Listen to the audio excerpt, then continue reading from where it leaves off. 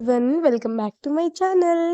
ఈరోజు మన ఛానల్‌లో రెసిపీ వచ్చేసి ఆనియన్ కర్రీ ఎలా ప్రిపేర్ చేసుకోవాలో చూపిచ్చేస్తాను. చాలా తక్కువ ఇంగ్రీడియెంట్స్‌తో. ఇంకా ఏమేమి కావాలో చూసేద్దామా? ముందుగా మనం ఇలా ఆనియన్స్ అయితే ఒక 10 వరకు ఆనియన్స్ అయితే కట్ చేసి పెట్టుకోవాలనమాట. అలానే పచ్చిమిర్చి కూడా కట్ చేసి పెట్టుకున్నాను. మనకి తగినంత జీలకర్ర కూడా పెట్టుకున్నాను. ఇవి మెంతులనమాట. హెల్త్‌కి చాలా బావుంటుందని నానబెట్టి పెట్టుకున్నాను. ఓవర్ నైట్ నానబెట్టాలి. అది ఆప్షనల్ మాత్రమే. మీ నేను ఫ్రెష్‌గా దంచి పెట్టుకున్న అల్లం వెల్లుల్లిపాయ పేస్ట్. ఇప్పుడు ఎలా ప్రిపేర్ చేసుకోవాలో చూద్దాం. ముందుగా కడాయి పెట్టుకొని, తగినంత ఆయిల్ వేసుకొని, జీలకర్ర, వెల్లుల్లిపాయ పేస్ట్ కూడా వేసి మంచిగా ఫ్రై చేయాలి. వెల్లుల్లిపాయ పేస్ట్ ఆయిల్‌లో ఫ్రై చేయడం వల్ల టేస్ట్ అయినా, స్మెల్ అయినా అద్దిరిపోతుంది. ఇంకా ఆనియన్స్ ఇంకా పచ్చిమిర్చి కూడా వేసి మంచిగా వేయించుకోవాలి. నేను చూపిస్తున్నట్టు లో ఫ్లేమ్‌లో పెట్టుకొని మాడకుండా మంచిగా వేయించుకోండి. అలానే మనం కట్ చేసి పెట్టుకున్న ఆనియన్స్‌ని కూడా వేసుకోవాలి.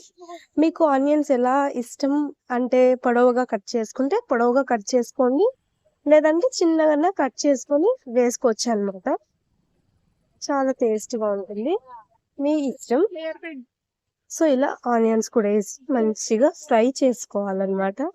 బాగా ఫ్రై అయిన తర్వాత మనం ఒకసారి మూత పెట్టుకోవాలి. మంచిగా ఫ్రై చేసి ఇవి మగ్గడానికి. సో, ఈ కర్రీ కూరగాయలు లేనప్పుడు లేదా బయటికెళ్ళే పనున్నప్పుడు ఈజీగా, ఫాస్ట్‌గా అయిపోతుంది. అందుకని మీకు కూడా చూపిద్దామన్నట్టు వీడియో అయితే చేస్తున్నాను.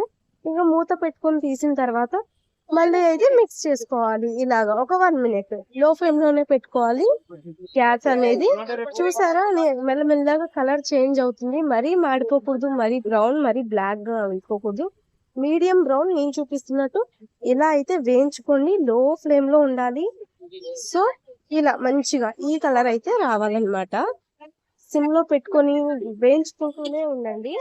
ఆనియన్ మగ్గాలి కాబట్టి మంచిగా ఇలా ఫ్రై చేసుకుంటూ ఉన్న తర్వాత మనం దీంట్లో ఓవర్ నైట్ నానపెట్టి పెట్టుకున్న మెంతులు కూడా వేసుకోవాలి.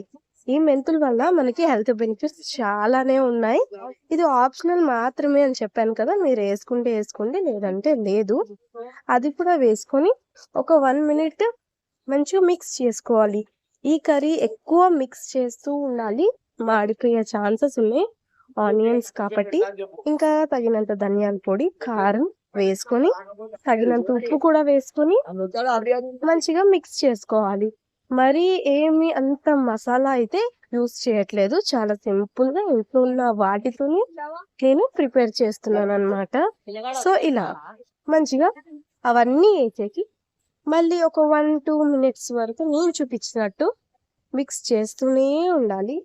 ఎంత మిక్స్ చేసి ఎంత టైం తీసుకొని ఈ కర్రీ చేస్తామో అంత టేస్ట్‌గా ఉంటుంది. ఇలా మిక్స్ చేసిన తర్వాత పచ్చి వాసన పోవడానికి ఒక్కసారి మూత పెట్టి మళ్ళీ మనం మిక్స్ చేసుకుంటూ ఉండాలి. మంచిగా ఇలా చూసారా కలర్ గానీ, ఆనియన్ గానీ ఎంత మంచిగా ఫ్రై అయిందో. మాడలేదు. మీరు చూస్తున్నట్టయితే ఎక్కడ మాడకుండా మంచిగా ఫ్రై అయిపోయింది. అంతే. ఇంకా గ్యాస్ అయితే ఆఫ్ చేసుకొని నేను చూపించే ప్రాసెస్‌లో ట్రై చేయండి. ఒకసారి ఈ వీడియో నచ్చితే గనుక లైక్ చేయండి. మరెన్నో మంచి మంచి రెసిపీస్ మీకు పోస్ట్ చేస్తూ ఉంటాను. బాయ్.